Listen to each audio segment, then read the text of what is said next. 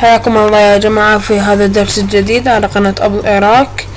في هذا الدرس راح نتعلم كيف ندخل هذا الملف ملف داخل ملف في نظام iOS 7 7.0.2 الإصدار الجديد نزل البارحة.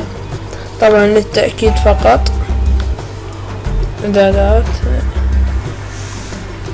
iOS 7 7.0.2. نرجع لهون. طبعا هذا دخلة جديدة بالنظام، وبالنظام الأصلي ممنوع ندخل هذا الملف وهذا الملف. مثل ما نشوف أريد أحطه ما يدخل. حنتعلم دخله.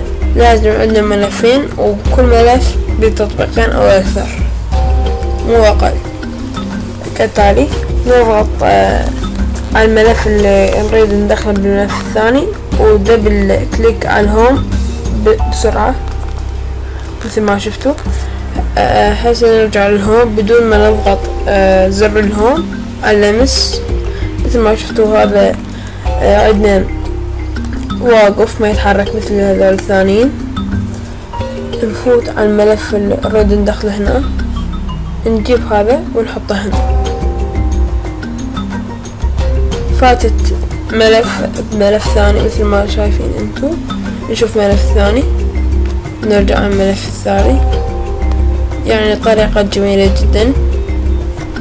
هذه الذخرة حتقوم شركة أبل بإنتاج تحديث جديد لسد هذا بعض الذخرات تصليحات، مثل ما سوت أبديت حتى يصلحون ذخرة تسجيل الدخول بدون كتابة الباسورد. طبعا هذه طريقتنا لليوم. أتمنى أن تزورونا وعلى الانستغرام أبل لوفرز 1، وعلى الفيسبوك أبل لوفرز، وعلى اليوتيوب أبل العراق، وعلى تويتر أبل لوفرز.